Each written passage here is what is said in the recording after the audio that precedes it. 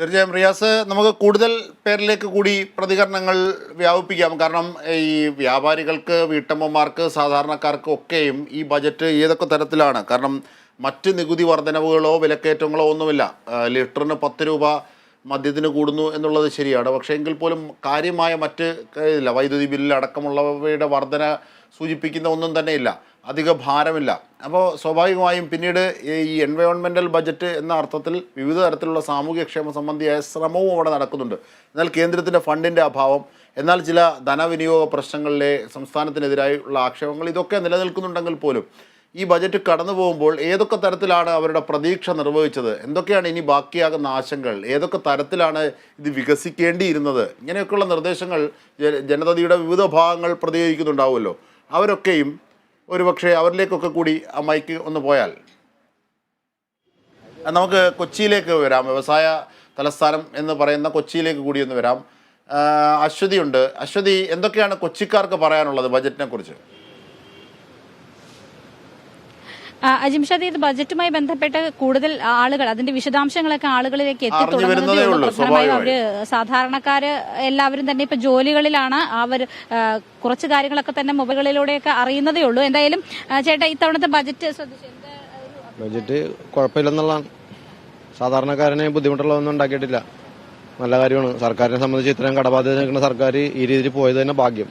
ജനങ്ങളോട് സഹകരിച്ച് തന്നെ സർക്കാർ പോയേക്കണത് എന്ന് എനിക്ക് പറയാനുള്ളത്. മറ്റ് വലിയ വർധനവുകളൊന്നും ഇല്ല, വേറെ വർധന ഒന്നുമില്ല. മദ്യത്തിന് ലിറ്ററിൽ 10 രൂപ കയറ്റിയിട്ടുണ്ട്. വേറെ പ്രശ്നങ്ങളൊന്നുമില്ല. അപ്പോൾ ആ രീതിയിൽ പോയണമെങ്കിൽ സർക്കാരിന്റെ വിജയം മുമ്പോട്ട് ഇനി ഉണ്ടാവും എന്ന് പ്രതീക്ഷിക്കാം. ഞാൻ ബഡ്ജറ്റിനെ പറ്റി കേട്ടില്ലെങ്കിൽ പൊതുവെ അറിഞ്ഞ അഭിപ്രായം വെച്ച് നോക്കുമ്പോഴത്തേക്കും വലിയ കുഴപ്പമൊന്നുമില്ല. മദ്യത്തിന്റെ പ്രശ്നം മാത്രം ഇത്തിരി വില കയറ്റം വന്നിട്ടുള്ളൂ. അല്ലാണ്ട് പൊതുവെ വേറെ പ്രശ്നങ്ങളൊന്നുമില്ല. സാധാരണക്കാർക്ക് പിടിച്ചു നിൽക്കാം. പിടിച്ചേക്കാം, ഒരു കുഴപ്പമില്ല. ഇങ്ങനെ പോയി കഴിഞ്ഞാൽ നല്ല രീതിക്ക് മുന്നോട്ട് പോകാം എന്നാണ് എന്റെ അഭിപ്രായം. അജിംഷാദ്, ഇത്തരത്തിലാണ് ഈ ബജറ്റുമായി ബന്ധപ്പെട്ട സാധാരണക്കാർ കുറച്ച് പേരുടെയൊക്കെ തന്നെ പ്രതികരണങ്ങൾ വന്നുകൊണ്ടിരിക്കുന്നത്. ആളുകൾ കൂടുതൽ അറിഞ്ഞിട്ടേ ഉള്ളൂ ഈ വിഷയത്തെക്കുറിച്ച്. എന്തായാലും വിദ്യാഭ്യാസ മേഖലയ്ക്ക് വലിയ ഊന്നൽ നൽകുന്ന ഒരു ബജറ്റ് തന്നെയാണ് ഇത്തവണ ഉള്ളത്. അതുപോലെ തന്നെ നമുക്ക് ചോദിച്ചു നോക്കാം. സുമയ്യ. എവിടെ പഠിക്കുന്നത്? ഞാൻ തൃപ്പൂണിത്തറ. ബജറ്റ് കണ്ടായിരുന്നു? ഇല്ല.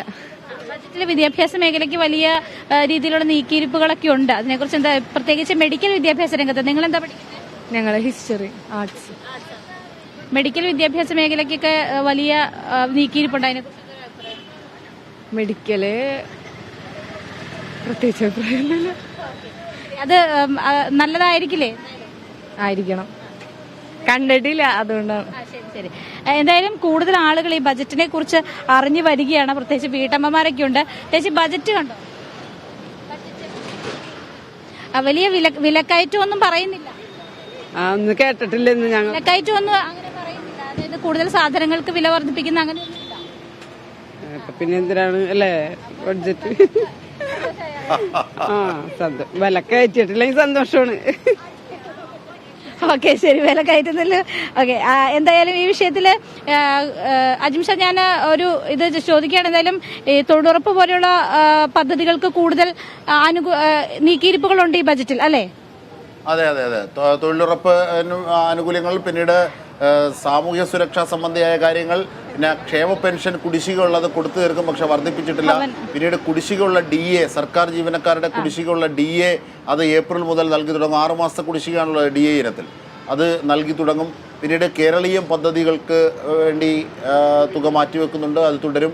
മാത്രമല്ല കേരയിൽ എന്ന സംരംഭം ഉപേക്ഷിച്ചിട്ടില്ല, അതിനുള്ള ശ്രമം തുടരും. ഇങ്ങനെ ഒരുപാട് എഫർട്ടുകൾ ഈ ബജറ്റിൽ പ്രതിഫലിച്ചിട്ടുണ്ട്. വലിയ കാര്യമായ നികുതി വർധനവില്ല.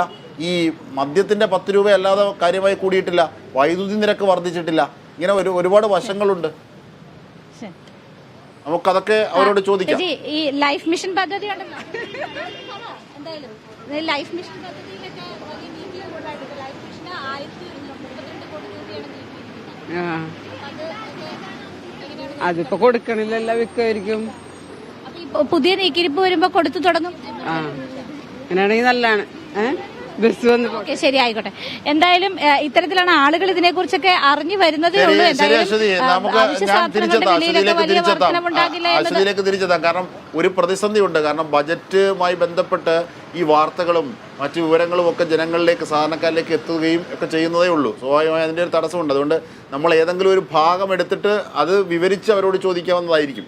അതായിരിക്കും ഭംഗി, കാരണം ഈ ഘട്ടമായതുകൊണ്ട്. നമുക്ക് റിയാസിലേക്ക് പോയതിന് ശേഷം ഞാൻ തിരിച്ചെത്താം. അശ്വതി, റിയാസ്, എന്തൊക്കെയാണ് കൂടുതൽ പേർക്ക് പറയാനുള്ളത്?